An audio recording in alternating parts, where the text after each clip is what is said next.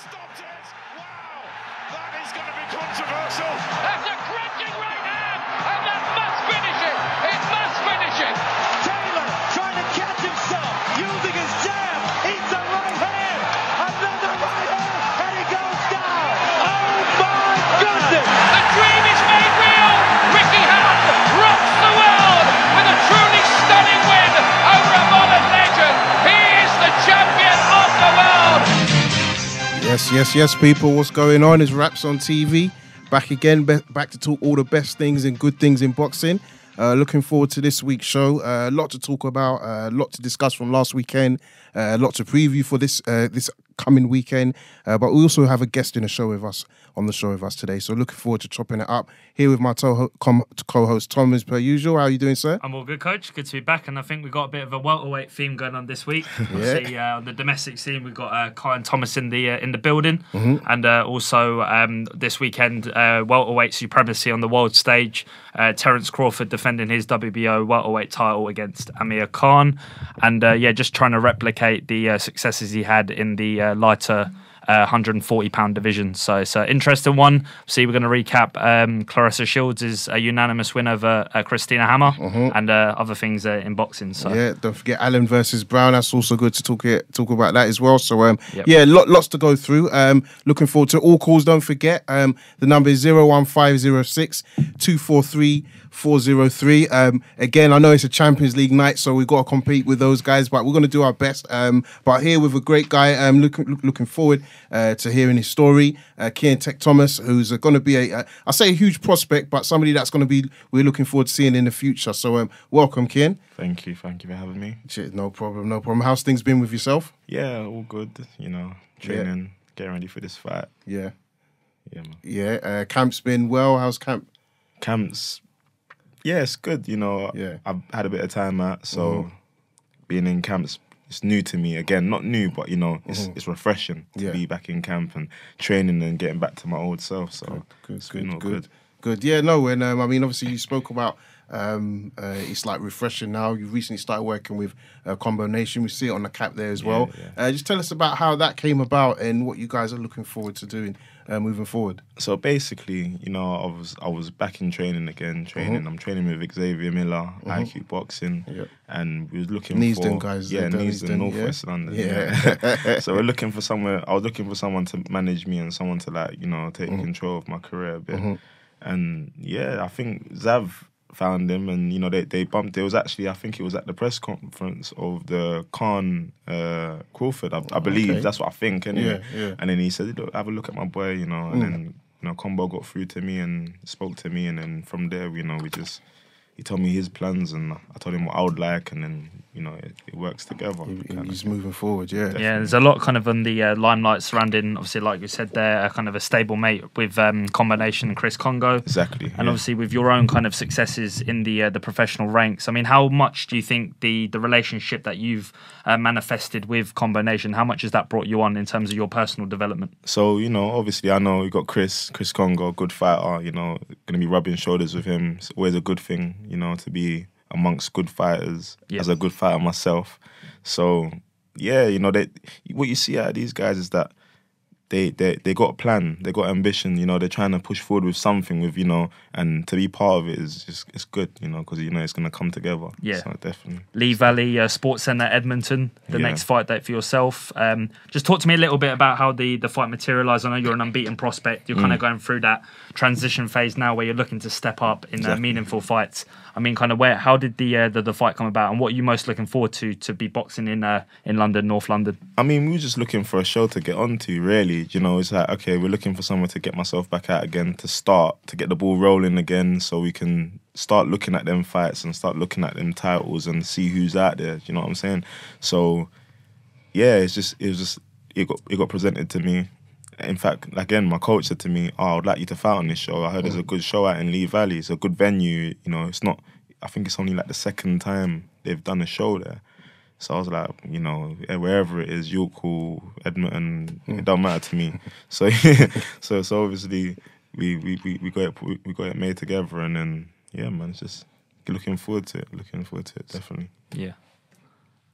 Yeah, and I mean, kind of just like I was touching on there. I mean, last week we had a guest in the studio, a lot of kind of hype and a lot of profile behind these big domestic fights, and obviously yourself looking to push yourself into contention for maybe an English, British title shot in the near future. I mean, if you look on the domestic scene at 147 pounds, you've obviously got the likes of Johnny Garton, who's just kind of had that fight with Chris Jenkins for the belt. Got the likes of Josh Kelly, Conor Benn, all kind of looming in around that domestic mix.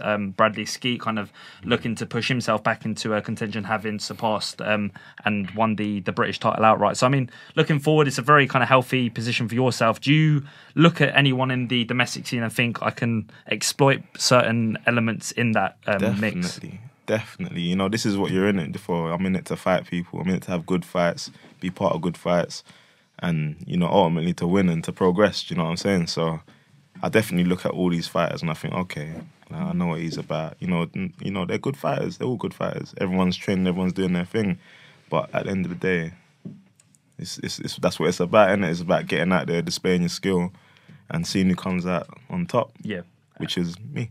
And kind of a recurring theme we have with guests on the platform is kind of like the backstory to boxing, how you got introduced. We see a lot of kind of conventional ways people got into the sport, maybe just to lose weight, maybe to just push themselves kind of down the right avenue in certain respects. I mean, what's the Kian Thomas story, and how do you think that's kind of benefited your career so far? So I started off doing kickboxing. Okay. Yeah, I started off doing kickboxing.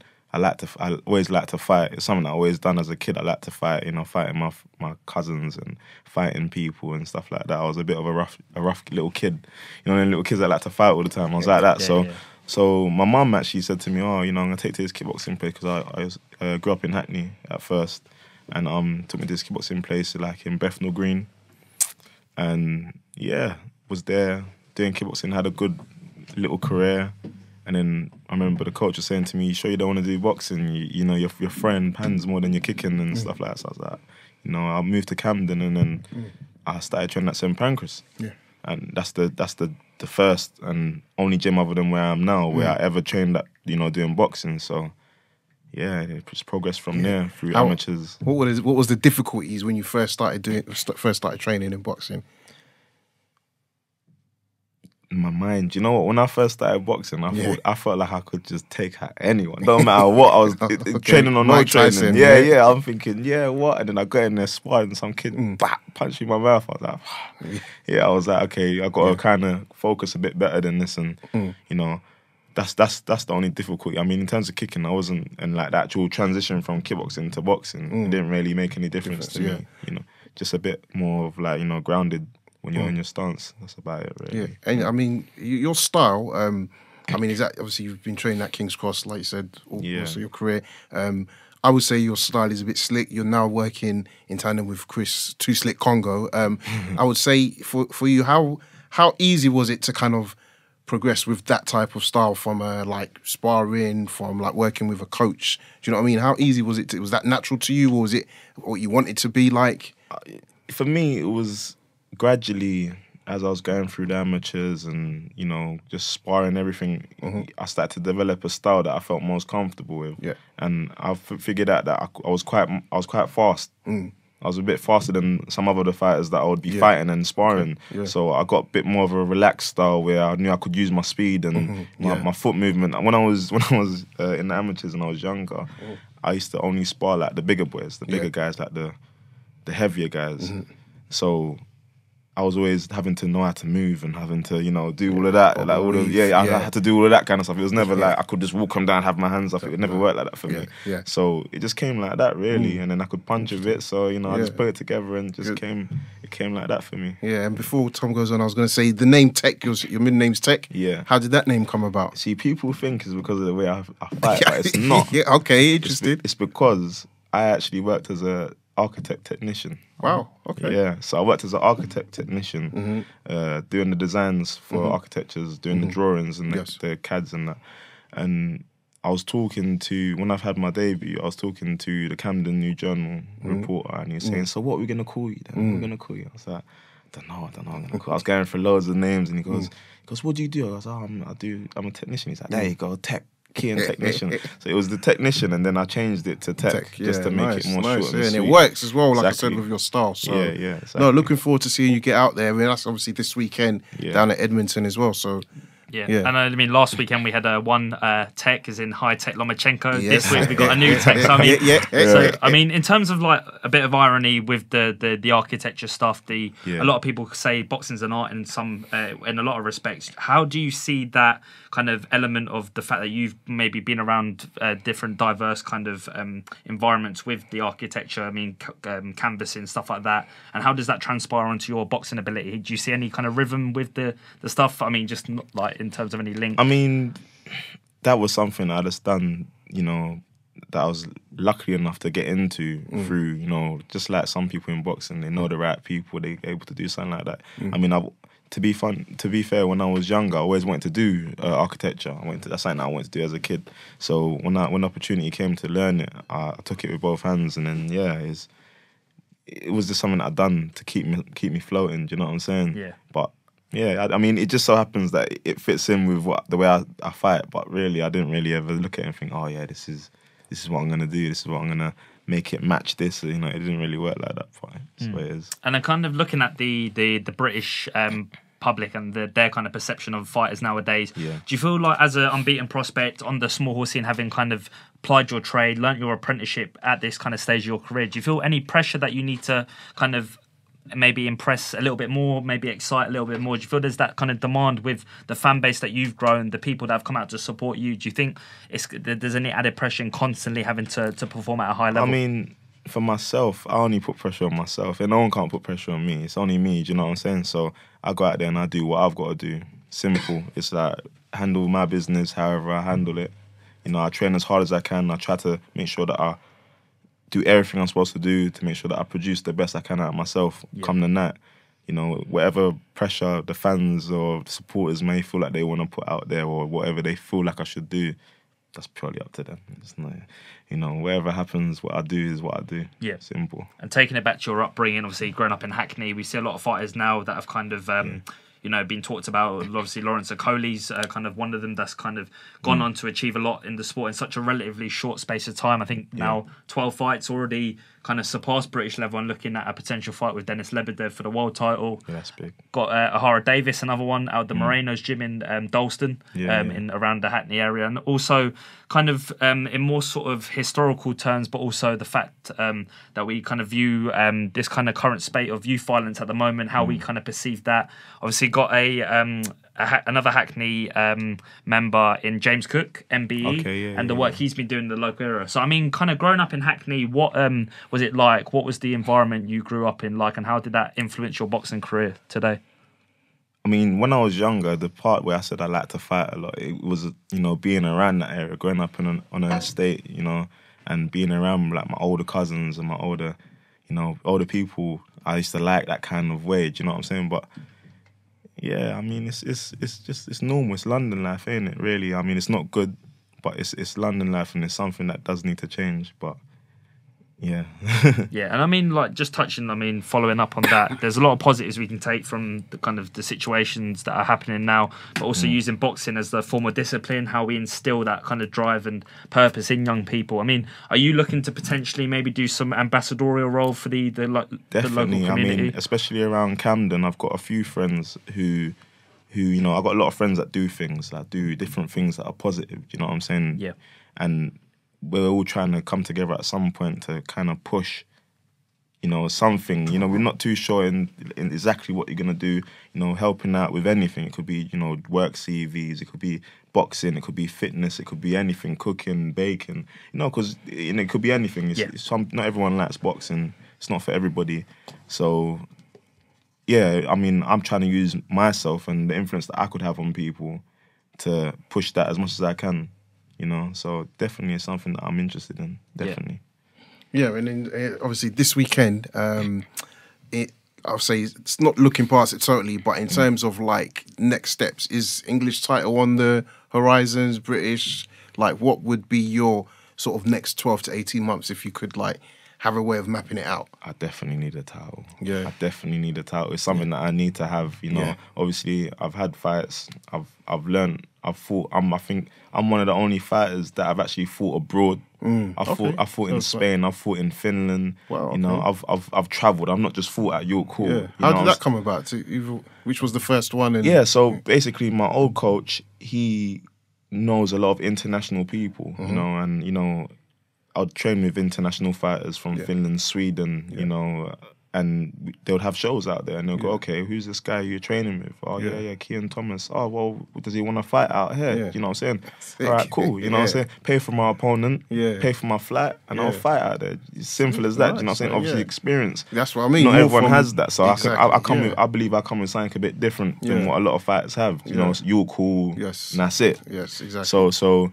Yeah, I mean, it's definitely something that I want to push forward with titles. Obviously, get this fight out of the way, have another fight, get myself onto 10, and then after that, I kind of look at everyone and look around and see who's there and who's standing, and then we start picking apart people. And when you look at the division, obviously, I think what is just mentioned, Jenkins, Echo Esman, I think also has a title, right? I mean, who in the division do you look at and think, yeah, I wouldn't mind? Like, stylistically, we'll match up really well, and I think that'll be a good showcase for yourself. Do you know what? Everyone wants Jenkins now, don't they? Everyone's going to want Jenkins. It's only right, because obviously he's got the strongest title in the country. He's got the British title. And he's not necessarily the strongest fighter in the division. In Britain, do you know what I'm saying? That's your opinion, you're allowed that. Yeah, of course. So, you know, I mean, he's come up too. So, you know. Yeah. So that's, you know, with time, with experience, something that I'll do. Obviously, the English title, if it was presented to me at the right time, you know, everything. There's no fight that I look and I think, oh, I'd weigh it up and go, okay, is the title something that I'm looking for? What stage am I at? You know, and then I'll act accordingly. Yeah, good. I mean, and in terms of you said title, but you know, I say being active. You know, you get this fight out the way. Could we potentially see you again in September and before the year finishes? You think you'll fight before the end of the year? Of course, This fight here is in April. I'm trying to. If I'm not out before the end of the year, it'll be I mean, obviously, God willing, no injuries or anything. But as long as you get the fights made, because it's difficult, right? I've noticed one thing. I was going to say in the English scene, it's difficult once you're perceived as being a bit of a threat. It's difficult to get guys that really want to take you on, right, at the right level. So. Yeah, hopefully we see you. That's what I'm saying. Once things are, you know, if things are fair for myself, and you know, and we look at certain routes, there's loads of routes. I mean, people take loads of different routes. It doesn't have to just be the standard route. So whatever we're able to do, and whatever is good for us and good for me. You know, it's simple. We're here to support that as well, brother. So we want to see you take that route. You know what I mean, to those right steps. Because again, it's good to see exciting fighters in for me. Not just domestically. It's good to know that you fought abroad as well. And sometimes, you know, fighting abroad, becoming a road warrior is not something that's done by a lot of our athletes in a lot of different sports. So hats off to you on that one, bro. Trust me. Thank you. Yeah, 100%. And would a fight in the US excite you if it was presented maybe in the next 2-3 fights? Yeah, 100%. I mean, you know, if it comes up and you know it's a chance that I can take, it's more exposure. You know, to say you fought in the US is, you know, everyone wants that. It don't even matter where you're fighting in the US. It's just to fight there, just to say it. Do you know what I'm saying? So, 100%. That's definitely where I'd like to. And I mean, on that, I mean, I'm not talking about any deal for yourself specifically, but as a boxer looking at the game now, compared to 2 years ago, do you look at it and think, like, wow, there's really an opportunity to make a name for yourself, but then also, like, let's be honest, look after your family, you know what I mean? I know you're a family man. Do you look at it and is it quite like appetizing at the moment, the boxing game? You know, it's I stepped away from it and I was watching. I was still a fan. You know, I'm still watching the sport and everything. Obviously, feeling bad that I'm not doing it myself.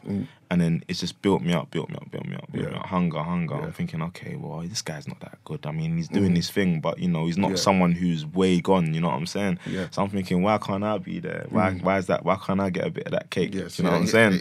So now I'm back now. It's like, okay, I'm looking at everyone thinking, okay, what do you really do that makes you different from me? And I don't really see a lot out of none of these guys. And that's the truth. Yeah, that's the mindset you've got to have though, brother, because you look at a lot of people that have come through.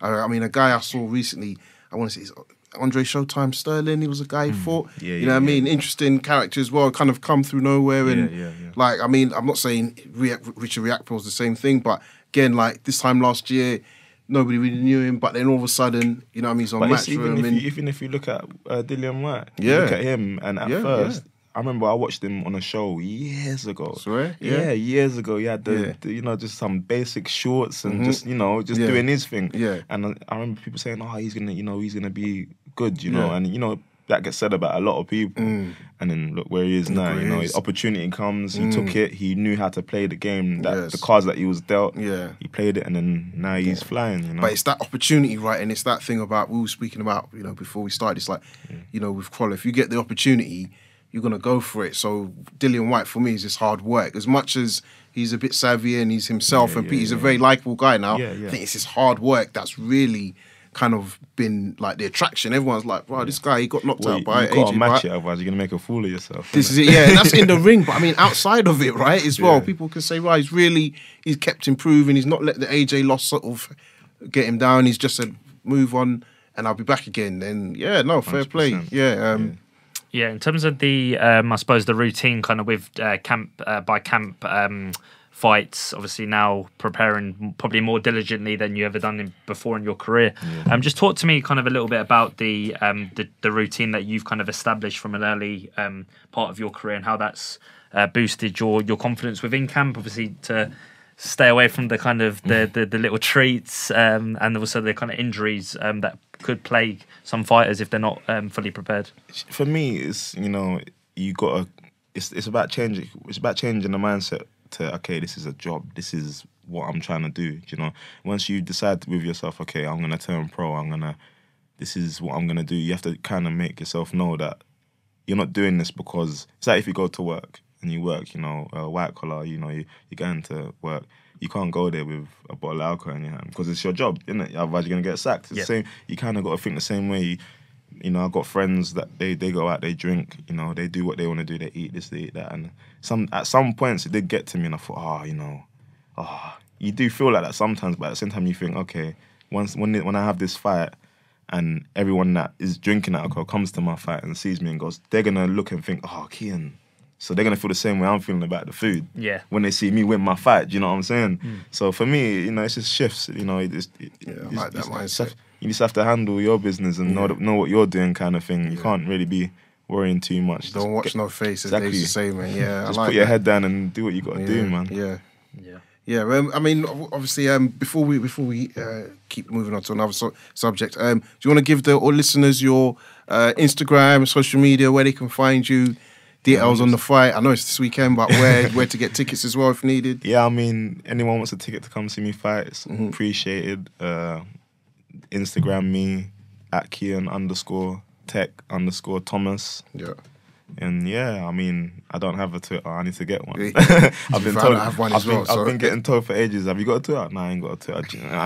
Probably best. I like to post a picture. I don't really like to do all the writing. It's like, and it's only 140 characters, as they say. So it's like exactly. I got a whole back, and I can go in sometimes. So. You can't go in.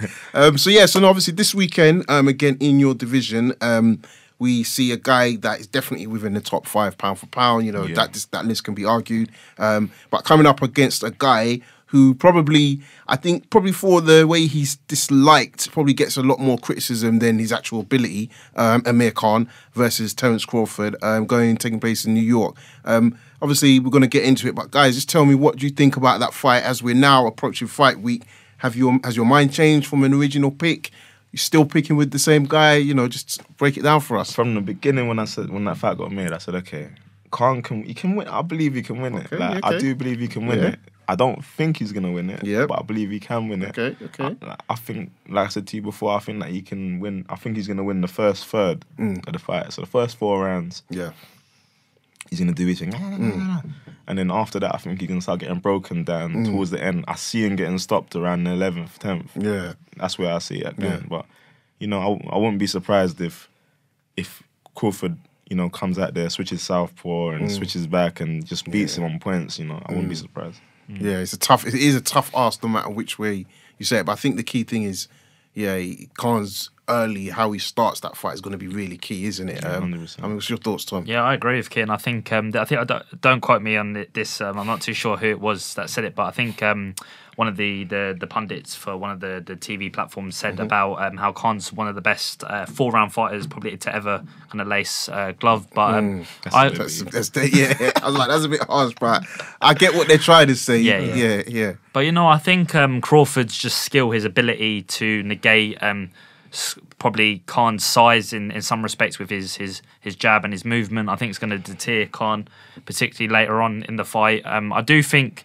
Khan, I know it's cliche to say that he's probably most diligently prepared he has been for any fight, obviously the magnitude of this fight, but I generally do believe that he has got all the tools to cause, not, I wouldn't say an upset, but cause Crawford problems. I do think Crawford's going to get to him late on as well. I just think maybe the body's going to play Khan a lot in the fight. He's probably going to get touched to the body quite a lot early on, and that's probably going to sap his energy in terms of engaging on the inside, which is probably not what he's going to want to do mid to kind of late rounds, because Crawford's very good at tying you up, spinning around the target, and also just kind of letting his hands go. So yeah, I think Crawford's going to win by stoppage. I'm not too sure what round. I'm not as confident as kind of the 11th, kind of 10th, 11th round call. But no, I think it's going to be a good fight early on, and it makes for I suppose a climactic finish. I mean, from a point of view of obviously Khan's necessarily outside, he's kind of clearly the underdog. The media are like he's going to get whitewashed, knocked out, blah blah blah. Mentally, what do you think Khan? Where can he take belief in his own ability that he can actually win this fight?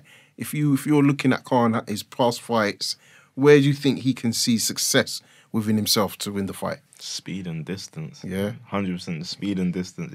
If he can make the fight boring, if he goes there and he goes, you know what, I'm gonna win this fight. I'm just gonna make it boring. I'm just gonna jab and right hand and just move, circle around the ring. If he does that, which he tries to do, and then he stops because he gets a bit gassed up, and then that's when things start to go wrong for him. You know what I'm saying? But if he does stick to that, I can see it being a hard fight for Crawford. Yeah.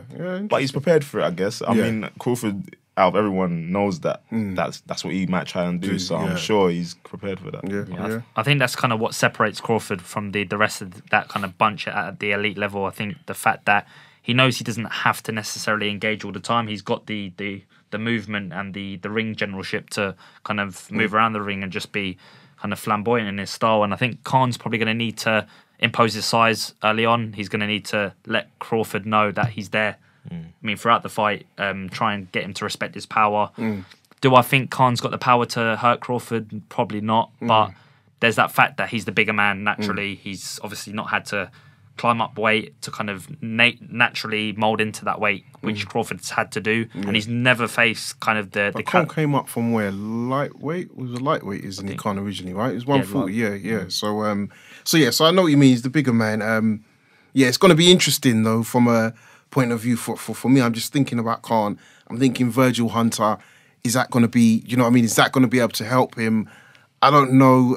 Bo Mack, it was that press conference you mentioned with Xavier and Bo Mack. I was there, and Bo Mack was very confident. He was, in Khan's face saying, "We're going to stop you in 8." And I just think could that turn Khan? Could that rile him to say, you know what, I'm going to show what I'm about? Because when it's all said and done, Khan is the biggest name on Crawford's resume, so on his CV so far. Do you know what I mean? Who has he fought that's bigger than Khan? It's true. Yeah. Nobody. If Khan that fought Devin Alexander turns up, because when he fought him, I was like, he's on his job. And sorry, carry on. Bro. Yeah, no, I was just like, if he turns up, then definitely it's a hard day's work. But I think even the Khan that was with Freddie Roach. Obviously, now he's got Virgil Hunter. You said about Virgil Hunter. What difference? I mean, obviously, he's much more of a calculated defensive coach. Yes. And maybe that'll work in his favour in terms of, but when you slow down the pace against someone like Crawford, that's when he picks you apart. So maybe being fast and just being aggressive might work in his favour, and not trying to stop and trying to be a bit cute. That's when he starts to get beaten up. Yeah, I mean, I think that's, and I would say to add to that, fear. I think Khan's lack of fear probably is going to help him, because again, if you've been knocked out by Canelo, are you going to fear Crawford's punch as much? Of course, you don't want to get hit, but like Canelo's a whole different type of beast. And for me, I think if Khan can approach it with no fear, like you said, stick to his game plan, be focused. it's not outside the realms of impossibility. I mean, for me, if you look at Crolla versus Lomachenko, this isn't as wide a gap. If that was just like no chance. You know what I mean? For no disrespect to Crolla, but that was no chance. This one, like I said, I think it's probably 70% Crawford, 30% for Khan.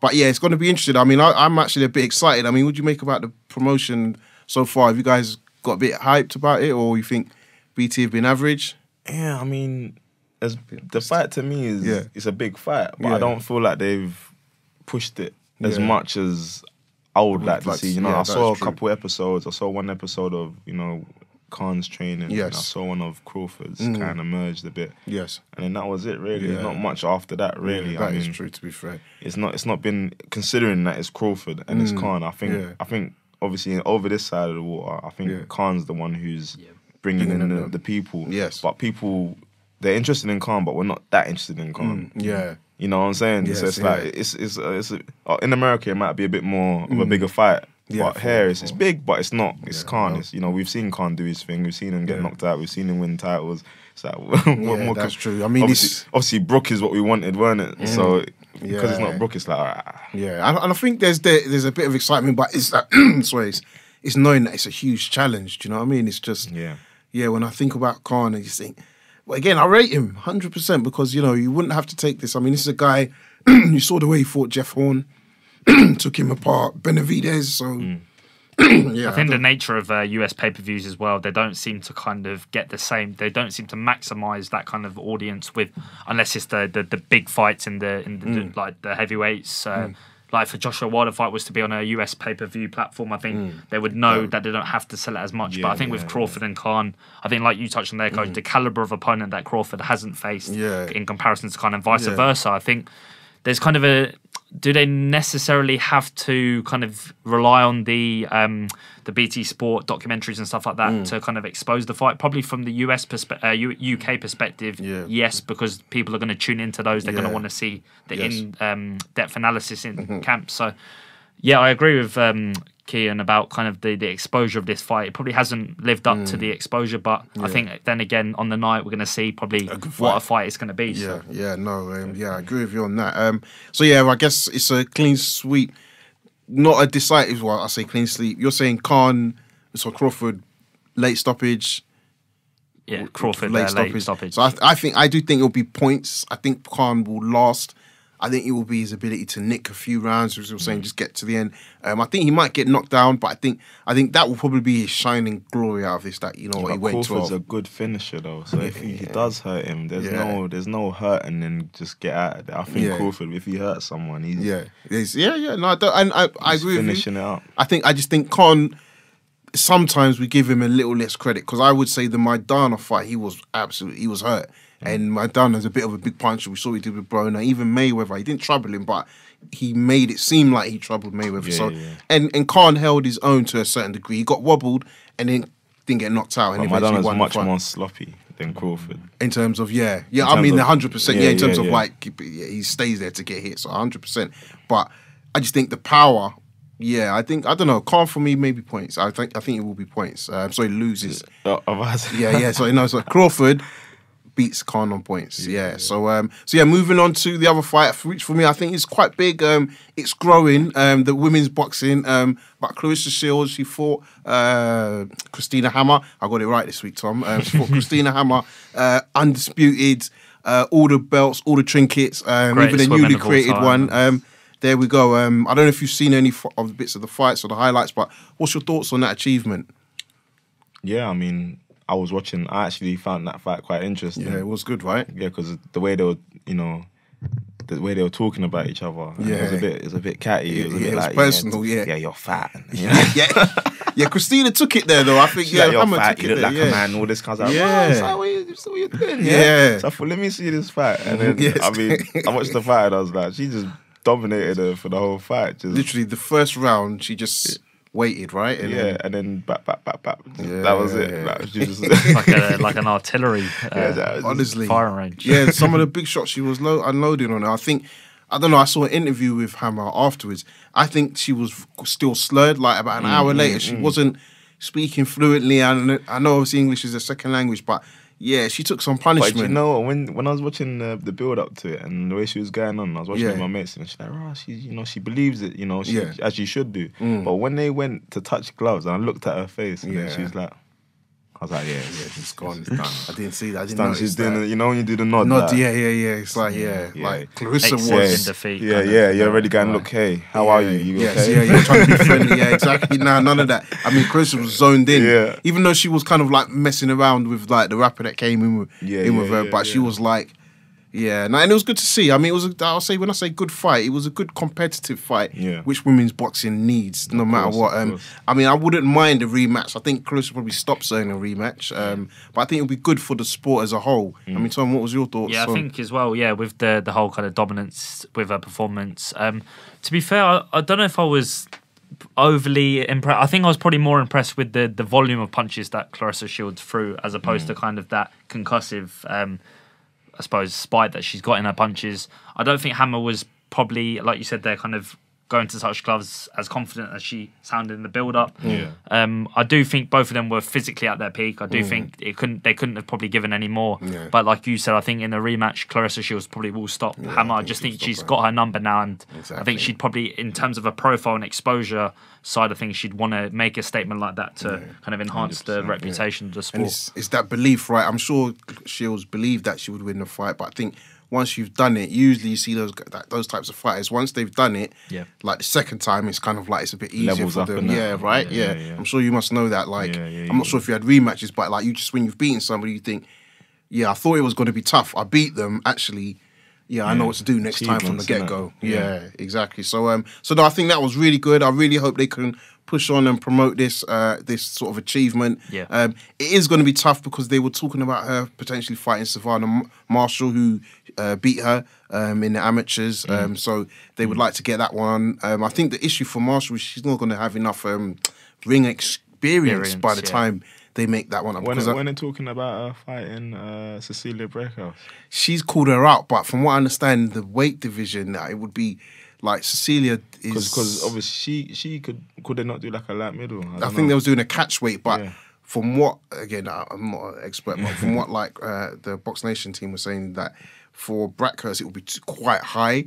And even if Shields was to drop, I think the way she would have to increase her weight, it probably would be detrimental to her. So I don't know. She doesn't need to do it, does she? Yeah, but she might want to though. That's the thing, because I think you've got to look at it. There isn't a big pool of female boxers, so if they could make it happen, I think there will be money behind that fight. I think people would get involved. So. And obviously the announcement today, Katie Taylor and Delphine Persoon for the Undisputed as well. Has that been announced? Yeah, that's for Joshua's card, right? Yeah, see what I mean? So again, another, I'll say platform, but another opportunity. You know what I mean, in quick succession. And a healthy kind of position for women's boxing. It's nice to kind of see. And I think they were talking about how for these world title fights, it should be a 12 2-minute round. Oh, yeah, I've got to talk about that, bro. Yeah, I think it's just kind of... It kind of annoying. But don't they do 3 minutes yet? No, that's why... This is what I mean, bro. That's why the fight probably was like, why is it finished so quickly? So quickly, done. They just want it out.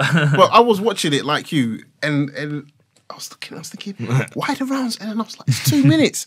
I think for that level, they've got to increase it or make it 2 minutes 12. Yeah. I think it should be 3. Or even 2 minutes 30. I think it should be exact same. I think, well, exactly. But Standard. I think there's the reality of maybe the physical endurance. You know what I mean? Like, not from a, but I think biologically, physically, we are stronger than them. As much as female boxers are strong, you know what I mean? I think compared to a male professional, I think that's probably where it boils down to. Even look at kind of Hammer's shape going into the fight. I mean, physically, like, just shredded. Exactly. I mean, look at her height, her build. But I mean, it's just, for me, I agree to make it 3:12. I think maybe a gradual thing. But I think they should start at least make it 3 minutes. Like 10 3-minute rounds. Come on. Yeah. Do you know what I mean? That would be good. Because I was watching it and I was like, this is annoying. But yeah, no, other than that, that was really the standout fight. They done well. There was a couple of heavyweights. To American guys, not worth watching, to be fair, not at all. So it just makes you think, like, the boxing scene in general in the States is going to really hot up, I feel. Just globally. So Friday night, we had Lomachenko versus Crolla, a fight that, again, similar to Khan, nobody really picked Crolla to win. I mean, what do you guys make of the fight? I think quite disheartening from looking at kind of Crolla.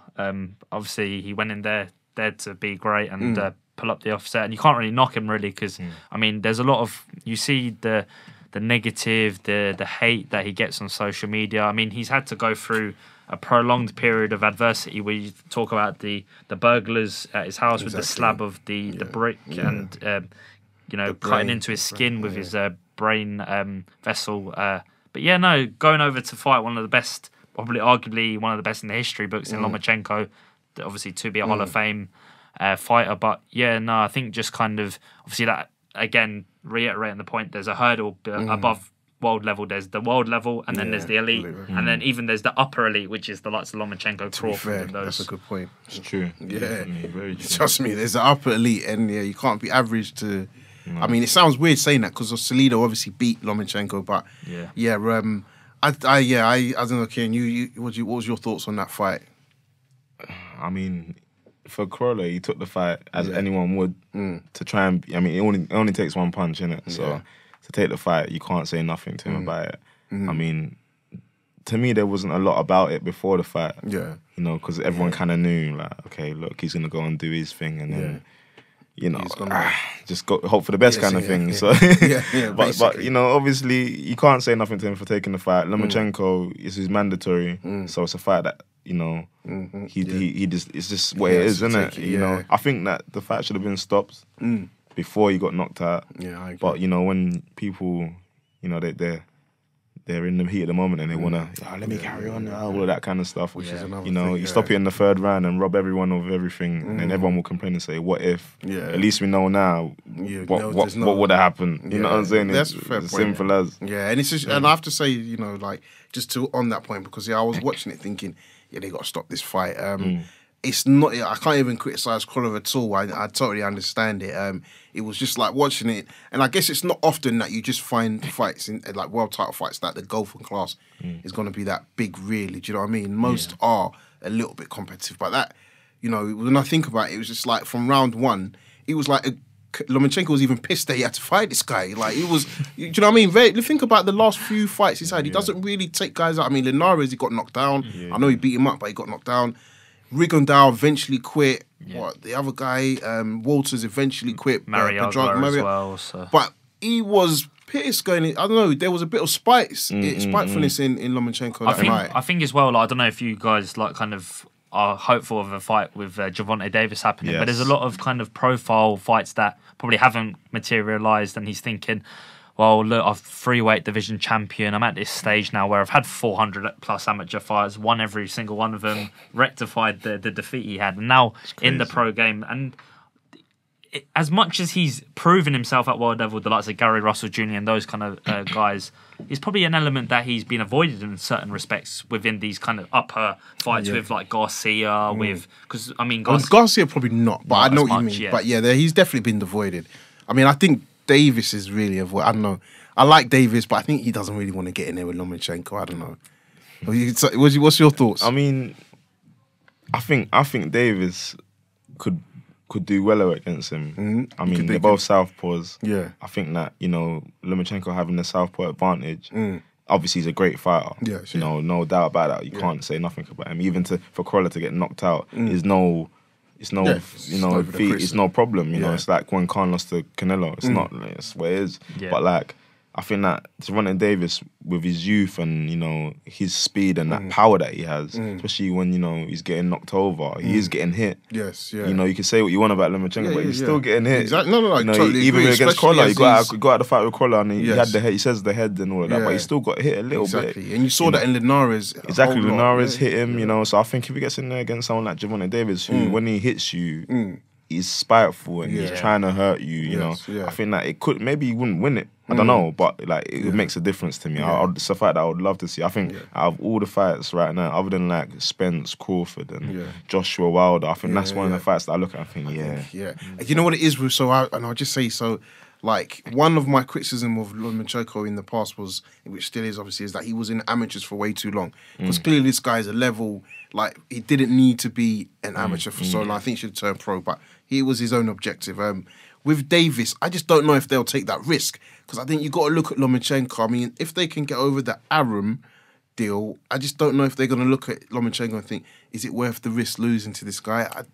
That's my only from the business sense. I don't think any fighter really fights anybody. Even Crolla shown that they'll get in the ring with anybody, right? But the business side, smart moves, isn't it? Yeah, I think I'm looking at Mayweather. I'm thinking, would they?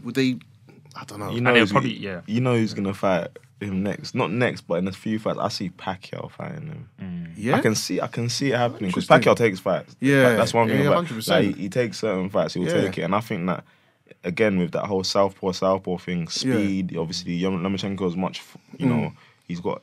You know, he does circles around people and stuff like that. But Pacquiao's not one of them fighters that it's easy to do that with. Yeah, that's like he showed. You can say what you want about Adrian Browne, but like he gave it to Adrian Browne that fight. Do you know what I'm saying? And he's old. He's much older. You know what I'm saying? So on that, what weight would they do that? Because that's the only thing I think. You know, Lomachenko would have to come up. Yeah, but how do you think he will come up to one? What's Manny Pacquiao doing going down? He's Manny Pacquiao. Eight division champion. He doesn't need to do anything. Okay. You know what I'm saying? He wouldn't be moving down. If I was Pacquiao, I wouldn't move. I'd be like, if you want to fight me, we can do 140. See, a competitive fight, which is a bit of a shame they won't have. I would have loved is Lomachenko Garcia. I think Garcia beats Lomachenko. I know now everyone's going to look and think, no, he got beat up by Spence. But Mikey Garcia, Mikey Garcia, I think against Lomachenko, I think he would have he has the capabilities to beat him. Yeah, definitely. Before that fight, I thought he could have. Yes, yeah. Do you think that kind of crosses Lomachenko's mind, the fact that he might have to move up if he's targeting those big fights with Garcia or Pacquiao? Do you think he's kind of looked at that and think, well, I might have seen something in Garcia's performance against Spence. I've seen something in Pacquiao, like you touched on there, kind of come on a bit now, a bit of a weathered fighter in certain respects. So, I mean, I do think, if he's after like legacy, which he seems to be after, I think he will probably go up anyway to try and get different belts and different divisions, right? So different weights. So yeah, I think he will. I don't know to where. Well, he said he would only go up to 140, didn't he? So that's what he said. He said that 140 is where he would kind of stop it. Yeah. And I'm thinking from before, early, you were saying that 140, you know, Pacquiao, he was chasing that from way back. So it's... See, 140 against Crawford? Who you backing, Lomachenko or Crawford? Nah, Crawford. You see? Distance, innit? He was just master of distance. Just keep him over there. It's like even Yurkis Gamboa, I thought that he was... I used to love him as a fighter. Yeah, he was... Although he always got hit, I thought, and then when he got in there with him, I was just like... Do you think Lomachenko would be able to close the distance, though, with Crawford, do you think, with his feet? Because we saw on the weekend, the fact that he's even able to move, like, even 2-3 steps into range so quickly, do you think that would kind of cause... maybe Crawford, or do you think he? Yeah, it'll cause problems, but causing problems and then actually making it, dominating with that is two different things. I don't think he could dominate Crawford with that style. I think Crawford would just be too smart, and obviously he's bigger. So when it came down to like holding or holding him there, I think he just have the advantage. Yeah. Too many. Yeah. So I'll go on to another fight that's happening this weekend. UK Matchroom. Over in O2, Dave Allen versus Lucas Browne. What do you guys think of that fight? It's a good fight. I think just in terms of a crossroads fight, it's probably the right fight at the right time for both. Yeah. In terms of prediction, I think Lucas Browne will win. Yeah? Yeah. I don't know, because even though Allen's now made that change where he's training with Darren Barker, he's got himself into physically good shape. Equally, Lucas Browne's even in great shape and punching very hard. So Lucas Browne is just like, to me, he's like just so heavy on his feet and just like, I just don't see. I see Dave Allen just being a better boxer than him. Yeah. Like just being around better boxers through the UK, being around the better mixture of people. Yeah, exactly, like just his defeats. Exactly. I just see him having a better pedigree. Although he's obviously won a world title and done what he's done. Yeah. Obviously doing that over in Australia is a bit different. You know what I'm saying? So I feel like it's just it will tell when it comes to the fight, and he'll end up stopping him. Yeah, it is. I'll be honest, it's a hard one in terms of to see Browne winning, because I'll be honest, like with Lucas Browne, I don't think he's all that. Like, and even the Dillian Whyte one, as much as I've gave Dillian Whyte the props and it kind of really kind of propelled him, when everyone was kind of like, oh, Dillian Whyte's knocked out Browne, I was like, yeah, it's not great win, yeah. That was my personal opinion. So I personally see, Matchroom also a business that's smart. I think this is the Allen, that formula for Dave Allen. Yeah, he beats Lucas Browne, knocks him out, it's potentially crowd goes wild, and then he becomes a bit of a face, and maybe he can just sell out tickets. I think they clearly like him. I think it's a ploy to get him and Derek to fight. Oh yeah, I think it's the same show. I think that it's gonna be something of, you know, they do. He does his thing. They do a thing. You know, they're kind of at the same kind of place. Yeah. Kind of. Do you know what I'm saying? Obviously, Derek's got much more of a name than what Dave Allen's got in that respect. But he's come off a loss. He's come off of a decent win. Do you know what I'm saying? So I think they could potentially get it on. And even in Lucas's last fight, I think he fought a 10-rounder, was it, in Australia? I think got dropped twice. Yeah, exactly. Or Nah, that's what I'm saying. I mean, he's a fighter and he's doing what he's got to do. But I just don't think that when it gets down to it and they get in the ring, I feel like he's going to be plodding around following Dave Allen. Yeah. And, you know, I think Dave Allen's going to be just a bit too fast, a bit better of the boxer, has more in his toolbox, you know what I'm saying? And I don't see him knocking him out clean, but I see him taking a lot of damage before the ref goes, hey, look, this is too much. That's how I see it. And on to kind of more heavyweight news. Obviously, everyone's talking about AJ, Wilder, Fury, that triangle of world level fighters and potential fights down the line. But obviously now with the different broadcasters and streaming platforms and various other obstacles in the way. I mean, what's your perspective on the whole landscape at heavyweight? I think that Wilder's he's not looked at the way he should be looked at. I think, obviously his competition's not been the best, but you can't deny a guy who's got 41 fights and 40 knockouts. Yeah, just the power. You can't deny that. You can't deny that at all. Like, I think that's crazy, you know. So I think if he fought Tyson Fury again, I personally believe he would knock him out this time. Okay. I think he would get that punch quicker. Yeah. Depending on how Tyson Fury reacts to it, I mean, you never know. But I think he'll get that punch quicker. And I think that if he fought Joshua, I think that it'll be a good fight. But I don't know if Joshua can take that kind of punch. Personally, I just don't know. Like, the way I always looked at it is that you got power here and you got skill here. Tyson Fury's here with skill. Wilder's here with power, and Joshua's in the middle with both. Do you know what I'm saying? Yeah. So I think a lot of people kind of probably say that's the way I look at it. So obviously Joshua's like the finished article kind of, you know, he's the guy who's got both. He's not got as much power as Wilder, but he's not got as much skill as Tyson Fury, but he's got the mixture. But I still think that the power just it trumps everything. What's more realistic then of a fight, do you think? The Wilder Fury rematch, or maybe an AJ Wilder fight, maybe back end of this year, early next year?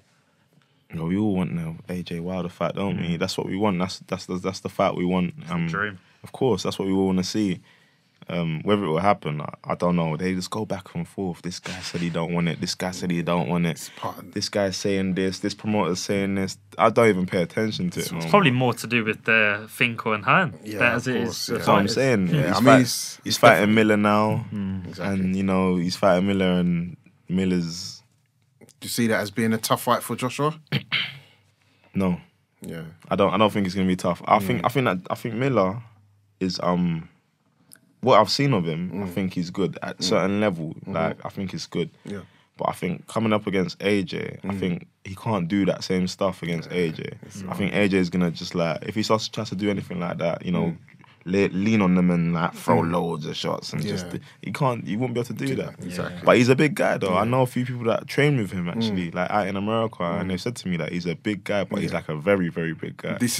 Like he's a bit too big of a guy to be able to like go through a fight like that with someone with AJ who's the athlete out of the division. Very much so, do you know what I'm saying? We saw it with Stavern as well. I think probably if you're looking at a carbon copy of who we've seen in the past in the heavyweights, I'd say probably Stavern and Miller probably fit the same match in terms of... Probably the Stavern that fought Wilder the first time, not the second, With the kind of whole, maybe he's a bit too big, he needs to maybe have lost a few more in terms of more of a muscular build. You need to be more... You know what I mean? Not muscle to, like, we're talking Frank Bruno, even Joshua, but it needs to be a balance. It needs to be a balance. But that's what these heavyweights, some of them be thinking, do you know what? I'm a heavyweight. I don't need to do this. I don't need to do that. You know, it's fighting. Exactly. You know, that's why people like AJ who pushes through and, like, does the extra bits. Yeah. That's why he's who he is, you know what I'm saying? Because when he first started fighting and when in the amateurs, and you look at him from now, because I've known AJ since the amateurs. And like obviously he's Yes, yeah. He went AJ. Now he's AJ. Exactly. Now he's AJ. Yeah. Before he's Anthony Joshua. Now he's AJ. So you can see where all the work's gone into him, and definitely. I think that's more than both of them. Like Tyson Fury and Wilder, they ain't got that kind of work in them. No. And that's why I think the disappointing thing about that whole shenanigans is that the business side comes into it, and Joshua is such a commercial mastermind, really, in terms of his branding, that it hurts the negotiations for Wilder or Fury because they need to get up to the level of him, which us as fight fans are thinking, no, we're not interested. We just want to see you guys in that squared circle. But outside of that, they're talking, well, if I'm bringing this, you got to bring that. If you're not bringing this, why should I give you that? And that's going to hinder it. But I do think they will get those fights money. I think now we're really seeing that, the cream is starting to rise. The money is building up, in terms of the publicity, its reach. Yeah. Do you know what I mean? If we were all to get a text that Joshua and Wilder has been agreed for 1st of September, our phones will be popping off. Do you know what I mean? Media outlets, it's at that level now. So I think they will get the fight made. Maybe not this year, but I think within the next year, that fight will be done. And do you think there's any kind of ideas that the fight is probably closer in terms of the way things have been portrayed on the media? Do you think? Yeah, I do think so, because they're talking better language, right? We're not talking 5. I mean, for us, 50 minutes, it's life-changing, right? But I think now they're talking hundreds, 80s, so and I think there's an understanding that, well, actually, they're going to have to come together. So, I hope that fight gets made, and I think it will. But just to sign off, so Allen versus Browne, you're picking Allen. We'll go back to that. Going with Browne, you said Browne. Yeah, probably have to stick to it. Browne, Even though I think you've changed my mind now. Bro, you got to be, decisive. Exactly, be stubborn in your decision. I think Chisora's going to win that fight. Chisora No, I think Chisora's going to win the Allen Browne fight. That's how decisive I am. I don't know, man. I don't know what's going on. But don't forget, Chisora is fighting on that card as well. He's now teamed up with Dave Coldwell. Yep. What kind of re-energized boxing ability, spirit do you think Chisora could bring now working with Coldwell? Sorry to interrupt. More focused. I think he's not had that stable around him where there's fighters like the likes of Jamie McDonnell, who's fought for a world title against Naoya Inoue, one of the best pound for pound fighters there. You obviously got Anthony Fowler's come off a loss, but even then his work rate's probably reflected a lot on that camp. Bellew's been around the camp. He's gone for big fights. So I think everyone in that camp's had a big fight at certain different levels of their career. And I think that's going to push Chisora on a lot more to have that final chapter in his career where he can say, do you know what, there is still big fights out there for him. You've got Usyk's coming up. I think he's targeted the fight with Usyk. I do think Usyk's going to come through the Takam fight with, not, I wouldn't say relative ease, but he's going to, I think, make a statement that's going to say, do you know what, he solidifies that top 5 maybe heavyweights, even though he's not proven. But then again, it's kind of hard to say this early on. But I think Chisora is probably going to be a lot more focused and just have to kind of wait and see what's going to unfold. And I mean, he seems happy. He seems happy doing what he's doing. And a happy fighter is, a dangerous fighter, a good fighter. So he seems happy where he is, although he's all the way up there. So I can only expect that he'll come and he'll produce something good. Yeah, hopefully, and I think one of the good things with Chisora that I've seen, really, since the Dillian White fight, is that the crowd are cheering his name. Sorry, after the Takam, when he stopped Takam, crowd cheering his name. Even though he got knocked out, the crowd still warmed to him. We didn't really see him get... The banter wasn't really about Chisora as much as other guys in terms of when he got knocked out. So he seems to have a bit of a backing, and like you said, he seems happy. The dark side of Chisora seems to... Of course, I'm sure it's there, but do you know what I mean? It's not showing its ugly head as much. Do you know, there used to be press conferences and he'll just be there like... doing grumpy, you know what I mean? He's like, I'm doing road in his press conference. Say something, you know what I mean? He seems to moving away from that, and I think that's only good. You know what I mean? Again, he's been a family man, so I hope, if he gets a Dave Allen fight, I think that'll be big. So I'm saying, these kind of fights for him, I think are good fights. Yeah, you know honestly. And the only reason, with the kind of, who's on the fight, obviously Dave Allen and he's fighting his guy. Yes. I can only see it being a thing where, they're going to watch each other. You can only watch someone that's fighting. But that happened before when what was it? They fought on the same way. Well, with the last one when Dillian White beat Parker, and then Chisora beat Takam, and then obviously lined it up. So that's what I mean. There's a trend there. Exactly. So looking forward to that. So guys, obviously this weekend, big fight. Looking forward, I'm pretty certain next week we'll get a lot more sort of interaction, but looking forward to chopping it up next week. Kian, thank you once again for joining us in the show. Good luck for this Saturday. Thank you. All the best. And obviously give us a call in to see how, so we can find out how it went on and everything. But all the best. Do you want to quickly shout out your social media again before we go? Yeah, it's at Kian_Tech_Thomas. Give me a follow. Perfect. And Tom? Just to reiterate, Kian, appreciate you coming down, giving us some time. And look forward to seeing your progression. Thank you very much. Appreciate it. So guys, listen, we're out. Don't forget the place to follow is Raps on TV on all social media. That's Instagram, YouTube, and Facebook, and Twitter. Make sure you like, follow, subscribe, and share all the latest content. And all of that. All of that. Yeah. All right, take care, guys. Lovely.